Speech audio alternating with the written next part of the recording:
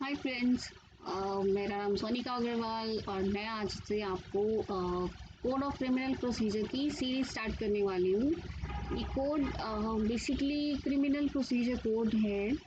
इसमें आप बहुत सारी चीज़ें सीखेंगे जो आपको अवेयरनेस और बहुत सारी चीज़ें जो जनरल नॉलेज होनी चाहिए लोगों को बट नहीं होती है, जिसका काफ़ी लोग मिसयूज़ करते हैं। सो डियर फ्रेंड्स, बातें ना करते हुए स्टार्ट करते हैं।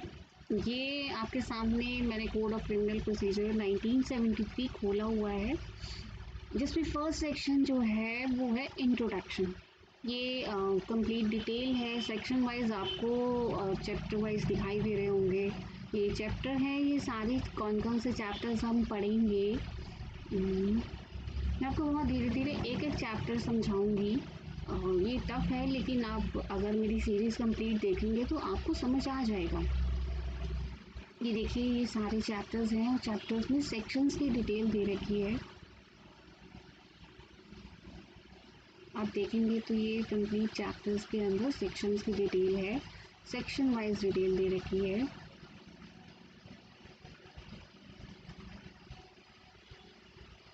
मैं फटाफट से नीचे फर्स्ट चैप्टर पे ले आती हूँ।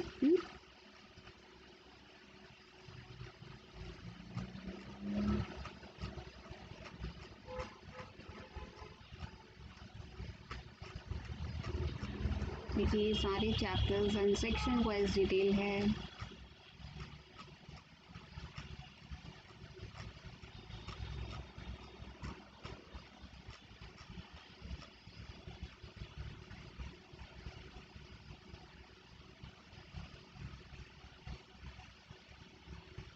आप इसे इंडेक्स भी कह सकते हैं।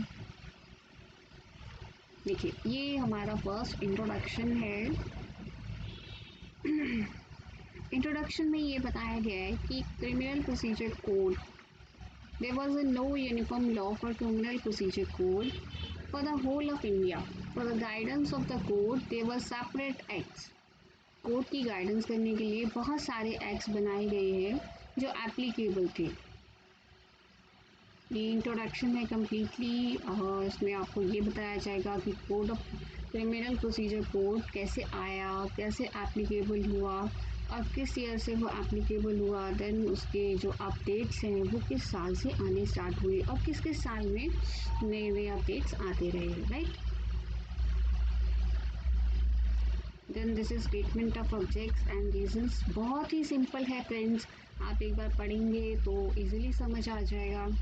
ये इसमें ये लिखा गया है, the law relating to criminal procedure applicable to all criminal proceedings. ये जो एक्ट है ये सारी क्रिमिनल प्रोसीडिंग्स पर ये एप्लीकेबल होता है इंडिया के अंदर। और इसमें एक्सेप्शन जो स्टेट्स दे रखी हैं वो जम्मू कश्मीर, नागालैंड।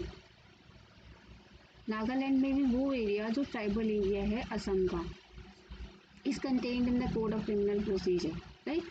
देन उसके बाद the code has been amended from time to time by various acts of central and state legislatures. Like इसको बहुत बार अमेंड किया गया, सेंट्रल और स्टेट के जो लेजिस्लेचर्स हैं उन्होंने इसे अमेंड किया।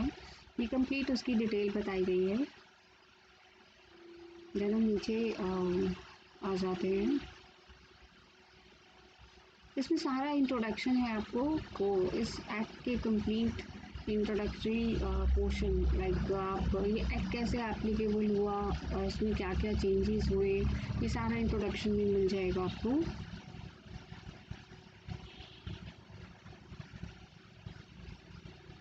देन ये लिस्ट है, ये अमेंडिंग एक्ट्स की लिस्ट है। ये आपको कौन कौन से एक्ट ने किस इस एक्ट को रिपील किया, वो सारी लिस्ट है ये।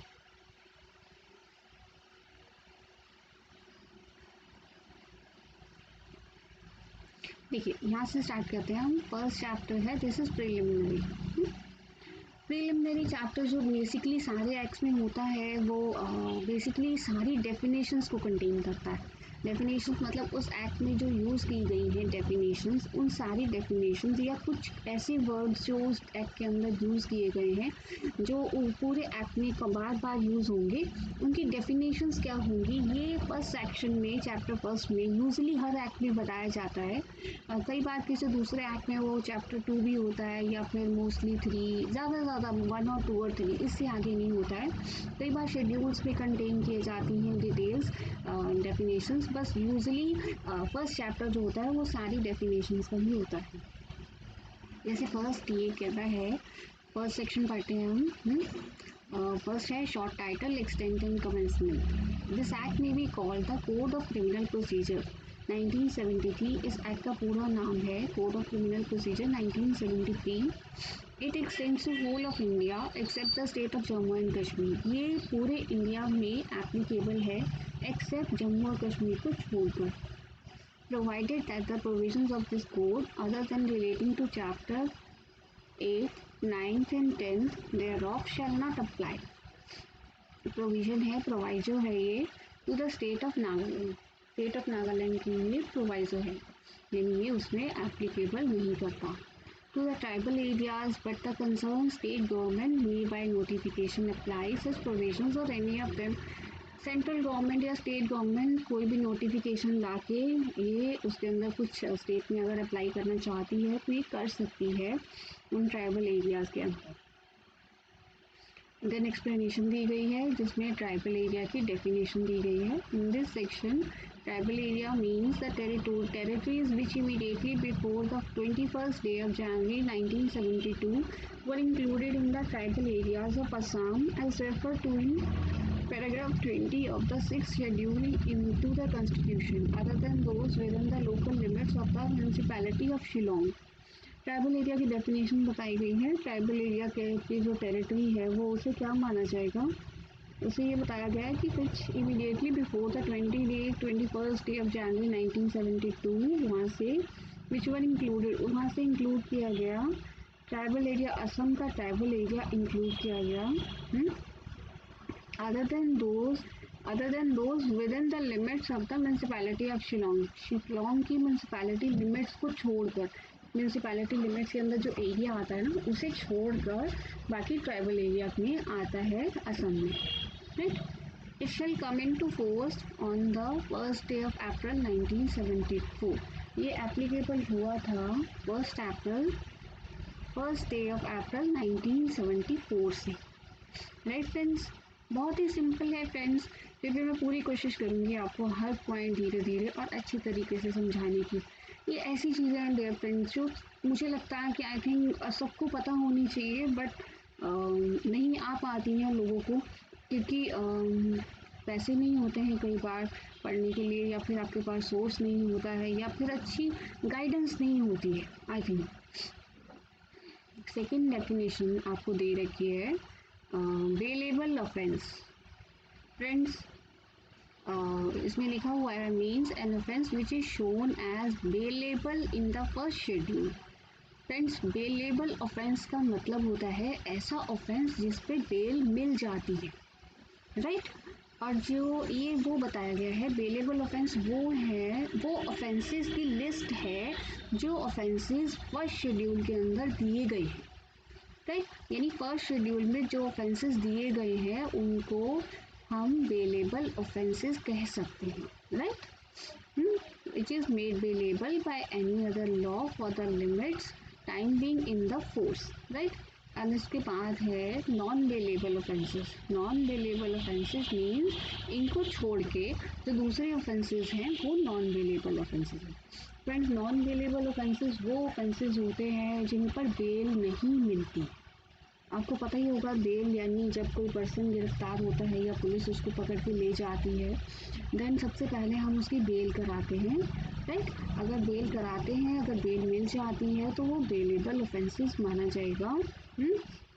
और अगर बेल नहीं मिलती तो वो नॉन बेलेबल ऑफेंस माना जाएगा। सबसे पहले ये चेक किया जाता है जो उसने ऑफेंस किया है कि वो बेल में आता भी है, बेलेबल ऑफेंस में आता भी है या नहीं आता है। हो सकता है वो नॉन वेलेबल ऑफेंस हो। तो आप अगर कोई बंदा क्राइम करता है या पुलिस उसे पकड़ के ले जाती है तो सबसे पहले यही चेक किया जाता है, जो वकील होते हैं आपके या जो भी अटॉर्नी होती है वो ये चेक करते हैं कि आपका जो ऑफेंस है वो वेलेबल है या नहीं है। Right friends, thank you friends. आज हमने 2 डेफिनेशंस पढ़ी, इनफैक्ट 2 नहीं 2 ही पढ़ी, वेलेबल ऑफेंसेस और नॉन वेलेबल ऑफेंसेस। एंड इसका इंट्रो देखा हमने, राइट, और फर्स्ट सेक्शन हमने short title, extent and commencement देखा। तो हम मिलते हैं अपने नेक्स्ट वीडियो में, देन हम थर्ड डेफिनेशन इसकी पढ़ेंगे, charge. Take care friends, thank you.